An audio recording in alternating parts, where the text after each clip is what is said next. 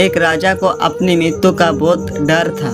वो दिन रात यही सोचता रहता था कि अब वो बूढ़ा हो रहा है, उसकी मृत्यु कभी भी आ सकती है।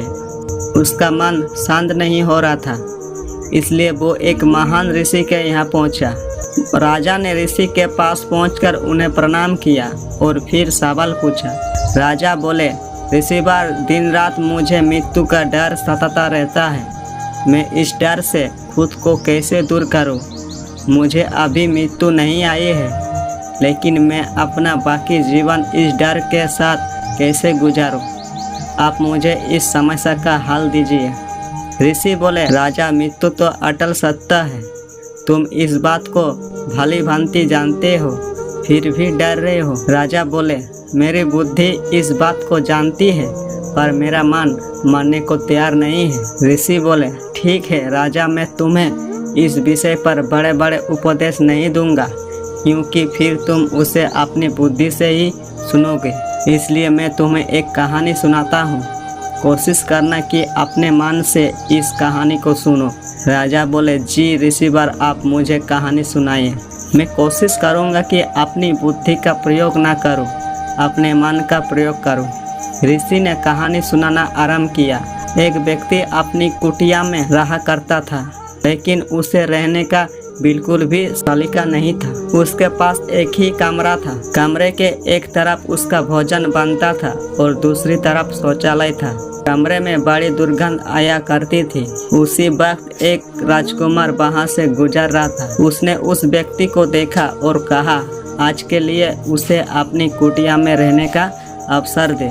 व्यक्ति बोला, मैं आपको अवसर दे सकता हूँ, लेकिन आप वादा कीजिए कि आप सिर्फ आज के लिए रहेंगे और कल वापस चले जाएंगे, कि जो भी इस कुटिया में आता है वो यहाँ से जाने का नाम ही नहीं लेता है। राजकुमार ने कहा, ठीक है, रात का समय है, मैं रास्ता भटक गया हूँ, सुबह होते ही मैं निकल जाऊँगा।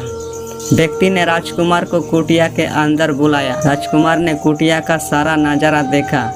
वहाँ पर बहुत दुर्गंध आ रही थी। राजकुमार सोचने लगा, मैं तो एक पल ही यहाँ गुजर नहीं पा रहा हूँ। और वो व्यक्ति कह रहा था, यहाँ से कोई वापस जाना नहीं चाहता। इस वक्त मेरे पास यही रास्ता है कि जैसे तैसे आज की रात यहाँ पर गुजारा लूँ। जितनी जल्दी हो सके सुबह यहाँ से निकल जाऊँगा। राजकुमार कुटिया में सो गया। जब वो सुबह उठा, उसने व्यक्ति से कहा, मैं अब यहीं रहना चाहता हूँ। व्यक्ति ने उसे मना किया, लेकिन वो अड़ा रहा और वो वहीं पर रहने लगा। और इस तरह कहानी समाप्त हो गई। कहानी समाप्त होने के बाद राजा, एक ऐसी कहानी थी। वो राजकुमार तो बड़ा ही मूर्ख था। वो अपना महल, धन, इज्जत छोड़कर दुर्गंध वाली जगह में रहना चाहता था। ऋषिवर बोले, राजा, फिर तुमने बुद्धि का प्रयोग किया। राजा बोले, ऋषिवर, मुझे कुछ समझ नहीं आया। कृपा करके आप ही मुझे बताइए कि वो राजकुमार उस दुर्गंध वाली जगह पर क्यों रहना चाहता था। ऋषि बोले, राजन, तुम्हारे शरीर में अस्थि, मज्जा, मांस और मल है, ये सब दुर्गंध ही है।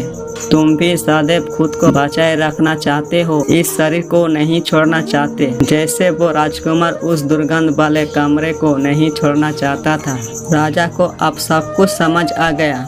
राजा बोले, ऋषिवर, मैं तो हमेशा से ही जानता था कि ये शरीर 5 तत्व से बना है और एक दिन इसी में विलीन हो जाएगा, लेकिन मेरी बुद्धि मानने से इनकार करती रही। आपने तो मेरी आंखें खोल दी। मैं देख पा रहा हूँ कि किसी भी कीमत पर हम इसे नहीं बचा सकते। फिर डरने से क्या लाभ होगा? किन शब्दों में आपका आभार व्यक्त करूँ? आपके इस कहानी से मेरा मृत्यु का डर दूर भाग गया है। अब मैं सुकून से अपनी बाकी ज़िंदगी जी सकता हूँ। पहले मेरी बुद्धि जानती थी, लेकिन अब मेरा मन जान चुका है कि मृत्यु अटल सत्य है। कहानी हमें ये बताना चाहती है कि मृत्यु के डर के कारण बहुत सारे लोग जीना ही छोड़ देते हैं। हमें जीवन की सच्चाई को देख लेना चाहिए कि एक उम्र के बाद हमें अपना शरीर छोड़ना है। यदि हम उस सोच को समझ लेंगे तो बाकी का बचा जीवन बिना डरे जी पाएंगे।